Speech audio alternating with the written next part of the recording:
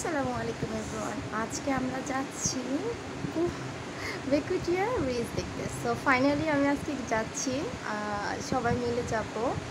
তো আমি অনেক দিন ধরে ইচ্ছে করছিলাম যে আমি বেকুটিয়া ব্রিজ দেখতে যাব। সো আজকে ফাইনাল ডে, সবাই দেখছি যাচ্ছে। আমি বরিশাল আসার পর থেকে একবারও বেকুটিয়া ব্রিজ যেতে পারিনি, সো আজকে যাব। তো রেডিমেডি হয়ে একদম বের হয়ে গেছি বেকুটিয়া ব্রিজ দেখতে। আসলে একা একা যাওয়া হয় না, সবাই মিলে যদি প্ল্যানিং করে একদম একটা ডেট ফিক্সড করে রাখা হয় তাহলে কিন্তু ঠিকই যাওয়া হয়। সো সেটাই হচ্ছে। তো ভাইয়াদের গাড়িতেই আমরা রওনা দিয়ে দিয়েছি সবাই মিলে, আর ভাইয়ার ওয়াইফও ছিল। তো ভাবি খুবই ফ্রেন্ডলি, সবার সাথে অনেক সুন্দর করে মিশে যায় খুব তাড়াতাড়ি। আমার সাথে তো খুব ভালো একটা বন্ডিং হয়ে যায় ভাবির। আমার সকল ভিডিও, বেশিরভাগ ভিডিও ভাবি করে দিয়েছিল।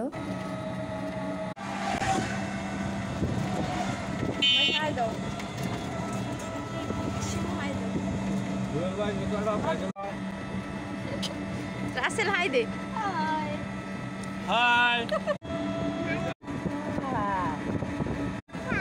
প্রথম তো ভেবেছিলাম ভাবি অনেক বোরিং টাইপের, কিন্তু আসলে না, ভাবি খুব ফ্রেন্ডলি, সবার সাথে খুব তাড়াতাড়ি মিশে যায়। আর আমার সাথে তো খুব ভালোভাবেই মিশে গিয়েছিল, আমার সাথে ওনার সাথে খুব ভালো একটা বন্ডিং হয়েছিল। তো নেক্সটে আমরা কোথায় যাব সেটা নিয়ে অনেক কথা হয়েছিল ভাবির সাথে। আর ইনশাল্লাহ আল্লাহ যদি বাঁচিয়ে রাখে, সুস্থ রাখে, তাহলে নেক্সটে যেখানে যাব সেখানেও ভাবি থাকবে। প্ল্যানিং তো আছে, সাকসেস কতটা হতে পারে দেখি। অবশেষে আমরা চলে আসলাম বেকুটিয়া ব্রিজ। সো এই যে আমরা বেকুটিয়া ব্রিজের সামনে আছি, আস্তে আস্তে তো লেট হয়ে গেছে। আমার দেওয়ারের জন্য মেয়ে খুঁজতেছি, পাইলে দইরা বিয়া দিয়া দিব। মাইশা, আম্মু, নূর। আমার কোনো পাত্তাই দিচ্ছে না মেয়ে, এখন তার চাচুকে পেয়ে তার সাথেই সারা দুনিয়া ঘুরছে। ব্রিজের নিচে খুব সুন্দর জায়গা আছে।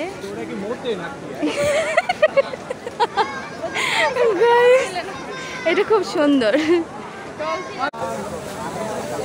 বেকুটিয়া ব্রিজের নিচে অনেক সুন্দর জায়গা।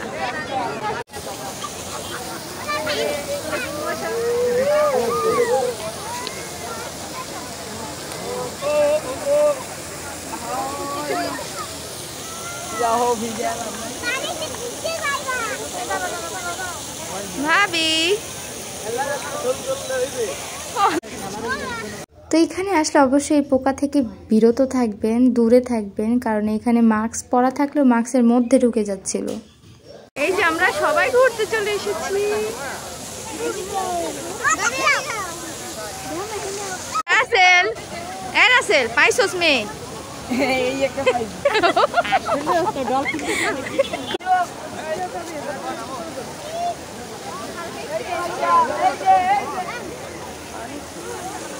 তো অনেকে আছে না ক্যামেরা শাই থাকে, ক্যামেরার সামনে আসতে চায় না, কিন্তু না, আমাকে খুব হেল্প করেছে আমার ননদ এবং ভাবি। আমার ননদ তো খুবই ক্যামেরা শাই ছিল, ক্যামেরার সামনে আসবে না এবং ছবিও তুলবে না। এখন মোটামুটি একটু তোলে এবং ক্যামেরার সামনে আসে, তারপরও মাস্ক পরে। মাশাল্লাহ, যাই হোক, এখন আমার জন্য খুবই হেল্পফুল হয়েছে, আমাকে অনেকগুলো রিলস করে দিয়েছিল একসাথে। তো আমরা এখানে ফ্রিতে কতক্ষণ একটু গান শুনলাম, আর গানটা ভালোই লেগেছিল। আর এই গানটা আমার তো খুবই ভালো লাগতো আগে, এখন হয়তো বা একটু চেঞ্জ হয়েছে সময়ের সাথে সাথে, কিন্তু এই গানটা আমার খুবই ভালো লাগে।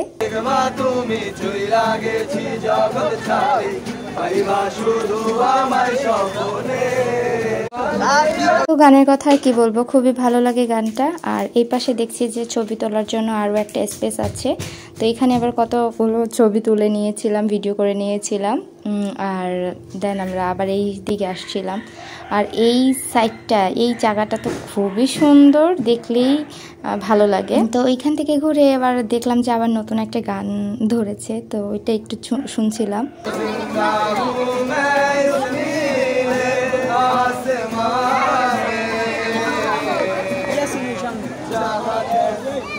তো এতদিন শুনেছি বেকুটিয়া ব্রিজটাই অনেক সুন্দর, কিন্তু নিচেও যে এত সুন্দর একটা স্পেস আছে সেটা আসলে জানতাম না। আর এত সুন্দর নিচে পার্কের মতো করেছে সেটাও জানতাম না।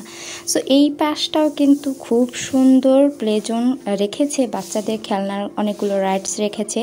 খুবই ভালো লেগেছে। আর আমাদের সাথে সাথে মানে বড়দের সাথে সাথে ছোট বাচ্চাদেরও কিন্তু খুব সুন্দর এবং খুব এনজয় করার একটা সাইট রেখেছে। আসলে আমরা বড়রা তো একটু হাঁটাহাঁটি করলে বা একটু ঘোরাঘুরি করলেই আমাদের মন ভরে যায়, কিন্তু বাচ্চাদের তো খেলনা পেলেই ওদের খুশি, তাই ভালো হয়েছে এই সাইডটা। তো আমরা ঘোরাঘুরি করে তারপরে এখানে আসলাম একটু খাবার দাবার খেতে। এদিকে আমার মামনি সোনা শুধু চা খাবে, ও চা দেখেছে, আমি আর আমার মেয়ে চা লাভার। সো ওকে বললাম যে লাস্টে দিব নে, কিন্তু না, ও চাই খাবে। সো চা আর আইসক্রিম খেয়েছিল, আর আমরা ফুচকা এবং চটপটি খেয়েছিলাম। তো খুব ঘোরাঘুরির পরে সবাই মিলে একটু বসে এক জায়গায় সবাই গল্প করলাম এবং খাবার খেলাম। আর চটপটি এবং ফুচকা তো একদম জাতীয় খাবার, এটা না খেলেই নয়। সবাই ছেলে আর মেয়ে নাই, এখন সবাই পছন্দ করে চটপটি এবং ফুচকা। সো ওইগুলো খেয়ে তারপরে সবাই মিলে চা খেলাম, একদম খাঁটি দুধের চা, খুব মজার ছিল চাটা। তো সবাই চা খাচ্ছে এবং সবাই একটু চিয়ার্স করে নিচ্ছিলাম আর কি ভিডিওর জন্য। সো এই তো আমরা সবাই খাবার দাবার খেয়ে তারপরে দেখলাম যে আসার সময় কদবেল আছে, আর কদবেল তো আমার খুব প্রিয়, একটা কদবেলও কিনে নিলাম।